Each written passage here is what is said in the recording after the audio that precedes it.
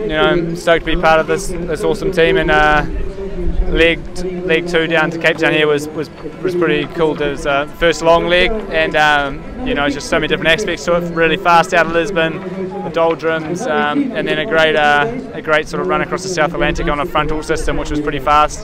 So no, it was awesome to be here. Got my first long leg under my belt, and just stoked to be sort of leading the race overall, but a long way to go. Yeah, the learning curve is steep as always, and I'm just loving that challenge. Learning every time I'm on the boat, every watch you're learning how to make the boat go faster, learning tricks about offshore racing, and that's what sailing's all about, or any sport's about, just trying to learn faster than the rest of the people. So I'm loving it. Yeah, obviously last week has been I was out in front, but still quite a lot of unknown with the weather, so it's been semi-stressful, but very pleased to be here in first place.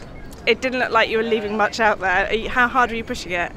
I think there was plenty in the tank still.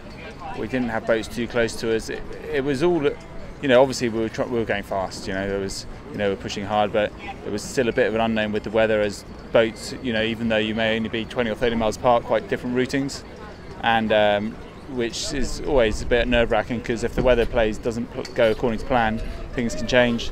So we were a little bit nervous until we got through that final ridge, and we're on to into the southeasterly wind. Once we're into the southeasterly wind, then it was kind of home free. So it was fine.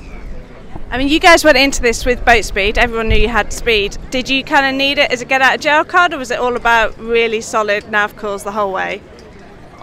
For sure, you've got to be fast, and there's so much uncertainty with the weather. Like leaving Lisbon, we were quick, we pulled out a little lead, but then over the next 48 hours it was just shifty and it was unpredictable, and boats were making 10-mile gains and losses on wind shifts as we jibed our way downwind towards the sort of Cape Verdes, and then it was a bit of a drag race for a while, and we were good, and then you've got to obviously Juan made great decisions, and the key decision was obviously hooking onto the front at the sort of southwest corner of the St Helena High, not getting too close to the ridge like Dongfeng did, and then that bumped us into the lead, and then obviously we had less breeze than the guys behind for a long period, but we just sort of hung in there.